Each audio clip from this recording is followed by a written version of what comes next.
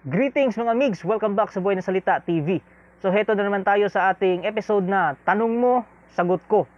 So subukan kong sagutin ang mga katanungan with regards to spiritual and esoteric topics. Kung hindi kayo magiging kontento sa aking sagot, pwede nyong ilagay ang inyong mga opinion dyan sa comment section. At sa mga subscriber ko naman at sa mga hindi pa subscriber, pwede kayong magtanong at pag-usapan natin yan sa susunod na video. So kung bago ka pa lang sa channel na ito, please tulungan niyo ako lumago aking YouTube channel. Please paki-subscribe po, paki-like ng video, and don't forget to hit the notification bell para updated kayo sa ating mga future topics. So wag nating patagalin, magpatuloy na tayo.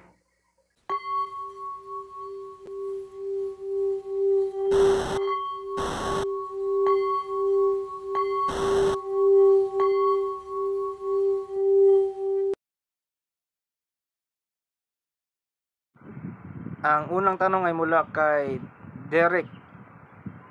Sana sa sunod mong topic isama mo tanong ko. Question 1. Ang tunay na pangalan ng Panginoong Hesukristo. Question 2. Si Satanas at Lucifer ba ay magkaiba o isa lang sila? Ganito yan. Ang Jesus po ay translation na lang yan ng mga pare o ng simbahan. So, from Yeshua, which is Hebrew, na translate siya into Jesus ng mga Latins. And then, pagdating sa English at sa Tagalog, naging Jesus at saka Jesus.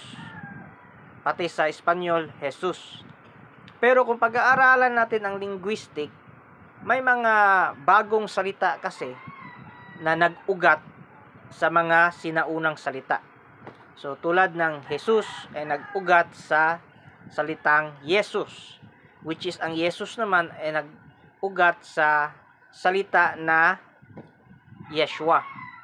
So kahit anong gamitin mo dyan ay pwede naman. Kasi ang importante dyan ang power of thought mo. Sa tuwing nagsasabi ka ng Jesus, isipin mo na ang taong yon ay si Kristo o yung tagapagligtas. Kahit pa sabihin mong Yeshua, pero kung walang backup na power of thought yung pag-iisip mo, useless pa rin. Mapa-Yeshua man yan, Jesus o Jesus, dapat in the back of your mind, yung power of thought mo, nasa isip mo na ang pinapatungkulan ko sa tuwing sinasabi ko ang pangalan nito ay yung taong si Kristo, nagkatawang tao para sa aming kaligtasan. At doon naman si Satanas at Lucifer, ang word na Satanas ay nagmula yan sa Satan, which is the punisher. Ang word naman na Lucifer ay from Luciferum o nag-aalab na liwanag. So lahat ng yan ay titulo lang o alias lang. Kahit nga engkanto, kapag pinapahirapan ng isang tao, considered na siya as Satan. Because ang meaning ng Satan ay yung nagpapahirap o the punisher. So kaya kahit engkanto pa siya, pag sinabihan mong Vade Retro Satana gamit ang San Benito, nalalabanan mo siya. Yan kasi ang mali ng ibang tao na nadala nila hanggang sa ngayon. Dapat baguhin na yan. Ang salitang yan ay mga titulo lamang. Hindi yung mga tunay na mga pangalan nila. Pagdating naman sa ibang paniniwala o pagdating na sa religion, naging magkaiba na si Satan at si Lucifer. So para sa kanila, si Lucifer yung pinaka-leader, yung prince. Si Satan is isa lamang sa mga kasangkapan or alipin ni Lucifer.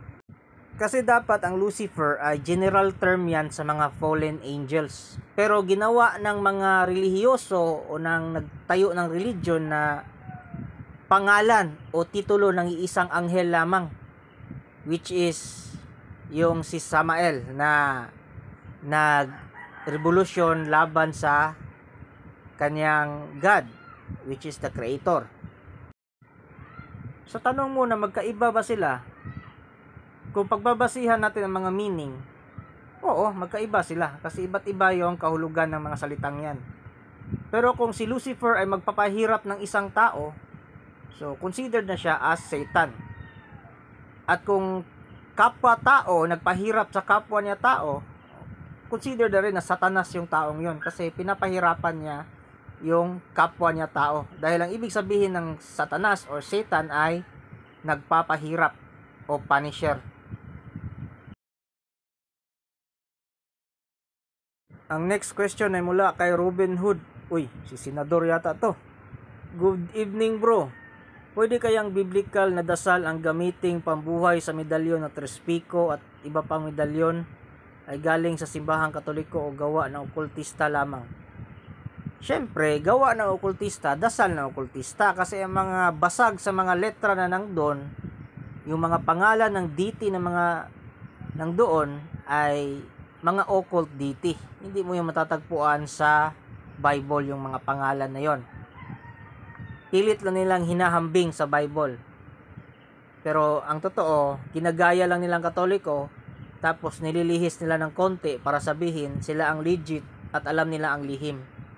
Pero kung gagamitin mo ang iyong common sense, halatang halata naman na ginagaya lang nila ang Katoliko. Kasi ganito yan. Wala naman silang idea sa mga doctrines ng Katoliko kung hindi yan dinala ng mga Kastila dito. Kasi ang mga tao before colonization ay mga tribo-tribo at mga ritualistic, hindi tulad ng gamit ng mga antingero. Ang ikatlong tanong ay mula kay John Penny Clavicilia. May buhay ba ang leklay? Sa totoo lang, wala talaga. May iba na may nakasapi pero umaalis yan kapag hindi nabindisyonan ng isang monghe. Kaya nga, binibindisyonan sila or riniritwalan ng monghe doon sa kuweba bago sila ipa-adapt sa ibang mga tao. Ang problema sa ibang Pinoy ay pilit nilang inahalintulad ang leklay sa mga mutya. Kasi hindi nila matanggap na ang tunay na mutya hindi talaga binibenta. Bogus yan, scam yan. Kasi bakit mo ibibenta ang makapangyarihan mong gamit o gem?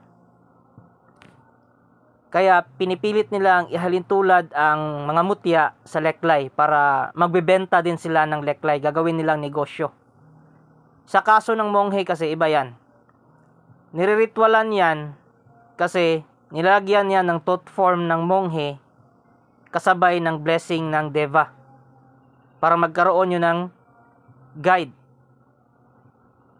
Hindi yung actual na deva yung sumasapi doon. Kasi ang mga deva, good spirit yan. Hindi yan sumasapi sa mga bagay-bagay. Yung thought form nila, ang ini-imprint nila. So pag-aralan nyo kung ano yung thought form. Sa mga paranormal investigator, alam nila yan, yung mga thought form. Anong ibig sabihin yan. So china-charge yun ng monghe at binibless yun ng deva at ini-imprint doon sa leklay through ritual. Iba din yung kaso ng Malaysian leklay kasi lahat naman ng leklay meron talagang naka-imbak ng positive energy from nature. Yung mga scammer na nagbebenta ng mga mutya kuno, wala naman niyang alam sa mga thought form, wala niyang alam sa meditation. Hindi yan tulad ng monghe na kayang mag-meditate at mag-trance ang kanilang kaluluwa into higher dimension para makipag-usap sa mga deva at mag-imprint ng thought form sa leklay. Ang pang-apat na tanong ay mula kay Rinaldo Tangi. Hindi ba masama bro ang dasalin ang Latin na Paternoster, El Ave Maria, Credo at Gloria Patri kasi tatlo-tatlo sa Tagalog na Lord's Prayer? Wala namang problema, kahit Latin pa yan, Tagalog o English, basta wag mo lang dagdagan. Wag kang tumulad sa mga sinto-sinto na mga okultista na dinadagdagan nila ng mga pangalan ng mga elemento at kung ano pa ang mga trip nilang pangalan na sekreto kung anong pangalan ng Diyos. Wag mong dagdagan. Kasi ang nag-compose niyan, ang simbahan. Pag binalahura nyo, binaboy nyo, yan yung gustong-gusto ng demonyo. So, kahit anong lingwahe pa yan, Tagalog, English, Latin, basta yung saktong dasal. walang dagdag, walang kulang. Yun lang po.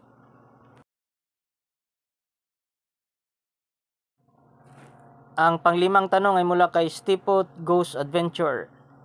Mapagpalang araw sa iyo bro. Tanong ko lang, ano po ba ang totoong kulay ng ngipin ng kidlat? Alam mo kasi, ang tunay talaga ng ngipin ng kidlat o produkto ng tama ng kidlat ay ang fulgurite. Kahit mga scientifico, alam nila yan. At may pagsasaliksik silang ginawa tungkol dyan.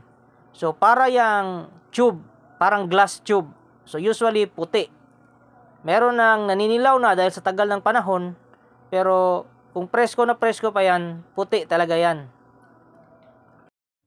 Kahit nga sa Yuchingco Museum, yung exhibit ng mga anting-anting, talisman, anting-anting of the Philippines, isang museum yon kung saan nakalagay doon ng mga iba't ibang anting-anting at mga lumang gamit. Ang sample nila or exhibit nila ng ngipin ng kidlat ay fulgurite.